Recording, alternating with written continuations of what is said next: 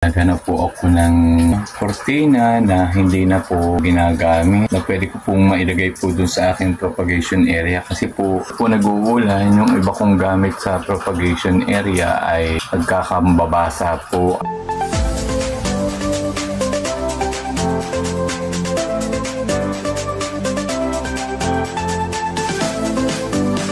Magandang buhay po sa ating lahat. Nadinig po ako sa kwarto. Hanap po ako ng cortina na hindi na po ginagamit na pwede ko pong mailagay po dun sa aking propagation area kasi po nag-uulan, yung iba kong gamit sa propagation area ay nagkakambabasa po at minsan po ay talaga po namang nagkalat. Siguro po gawa po pag malakas po ang hangin. Kaya po naisipan ko po, lalagyan ko po ng kahit papano ng cortina para kung uulan man, hindi naman po ganun kabasa. Kung hindi man po malakas ang ulan, ay pwede po ako doong mambay habang nagkakapi-kapi po ang nilalamig-lamig po. Kaya po, dito po ako sa kwarto, naghanap po ako ng sa cortina na pwede ko pong ilagay. So, papakita ko po mamaya sa inyo yung aking pong propagation area po na ayos ko na pag po nalagyan ko na para po maipakita po sa inyo.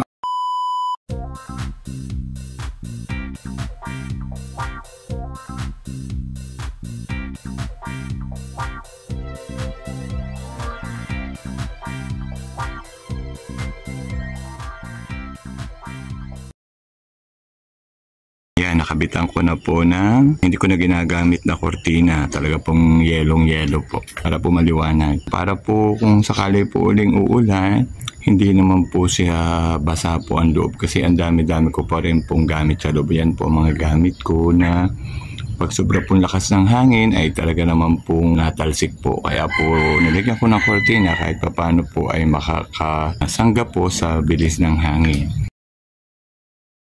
Medyo maputik naman po ng kaunti yung pathway po ay naisipan ko po namang ibaldeo dahil po medyo kapit-kapit po yung putik at dahil po nag-uulan kaya po naisipan ko naman siyang linisin at ibaldeo para po yung dadaan po sa pathway ay matutuwa naman po at medyo malinis din po papunta sa propagation area.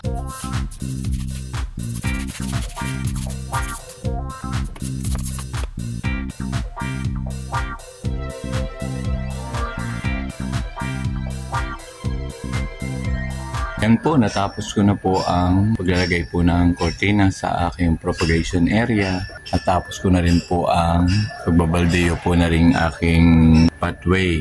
Tama-tama naman po. Yung pong araw na ito ay Sabado. Unti-unti lang po ang ginagawa kong paayos at paglilinis lagi ng garden dahil pag ganito pong araw, dumadating po yung kapatid kong nagtatrabaho sa Maynila. At ngayong araw pong ito ay naku, mag-i-enjoy po kami ng mami at talaga pong ang sabi po ay pakakainin naman daw po kami nung malaking hamburger. Sabi ko, naku po, Diyos ko po, hindi pa ako nakakain ng ganyong kalaking hamburger. Nakita po sa amin ng mami yung video, sinend po sa mami ang video at sabi ko po, sige, kaya hindi ako po masyado. Tama na muna po, konti lang po muna ang tinrabaho ko. Sa isang araw uli po. Kaya po ay magkakape-kape lang po ako at hihintayin uli po namin si Utoy. Mamaya po uling hapon ang lakad. Excited na po ako at first time ko po na makakakain ng talaga pong kita ko po sa video yung malaki pong hamburger. Po kayong matatawa dahil normal na hamburger lang po talagang nakakain ko. Hindi naman po akong mahilig magpunta kung saang malalayong lugar kaya hindi po ako masyadong familiar po sa ganung kalalaking burger. Pero mamaya po ay first time ko po makakakain ng burger. Tignan ko po kung mauubos ko. So mamaya na po ulit.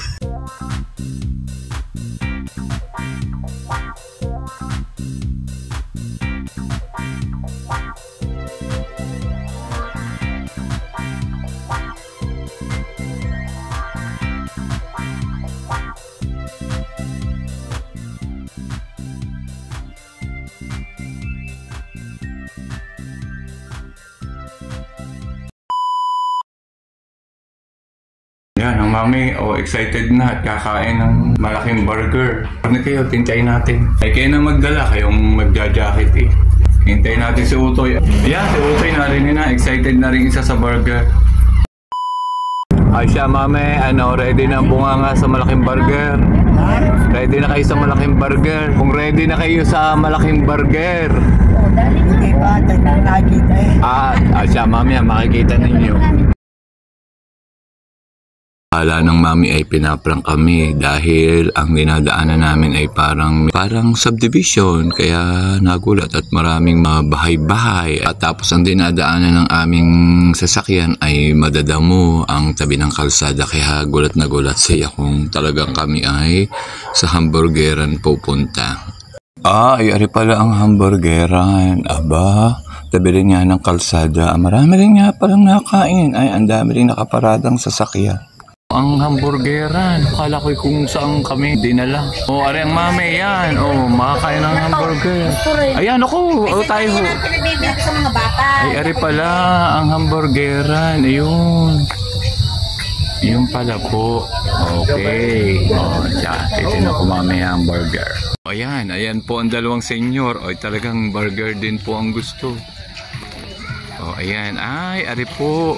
Ang pangalan po ay RP Burger. Malapit lang po pala. Medyo maluwang-luwang din po ang kanilang area. Parang bago lang din pong tayo.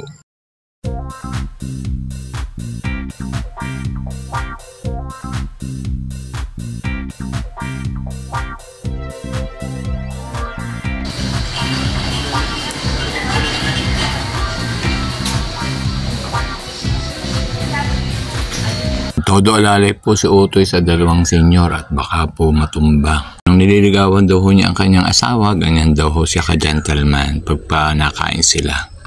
Yan, nakaupo na po ang mami. Ready na. Imot-imot po muna ako ng pagbibideo. Yan po ang mami. Kasama po namin dalawa na naman pong senyor.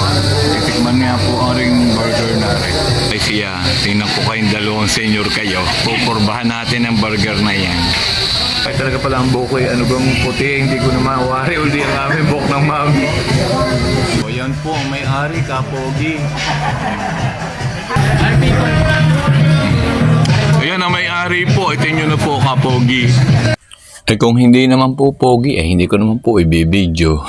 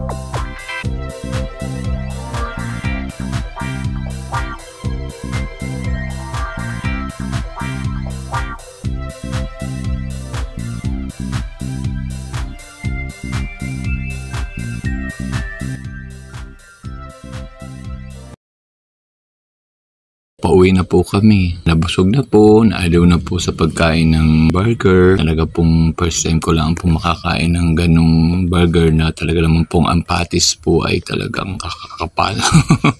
Papaughog muna po ng bagong kain ho ng hamburger ay kailangan maglakad-lakad po at sobrang busog. Ayan, din po muna kami nagpunta ng SM Batangas. Magpahughog muna ho at talagang ang mga senior ho ay kailangan mapalakad muna ng ayos. Ayun ho ang isa, talagang hindi po mahuhug pa ho ang hamburger. Nag-request po ang dalawang senior na gusto daw pong mahuhug muna ang kinaing hamburger. Ayan, ay din ho kami dinala ni Utoy sa SM. At nang mahuhug muna ho ang kinain ay talagang ang mami hindi makalakad at nabusog sa hamburger na malaki.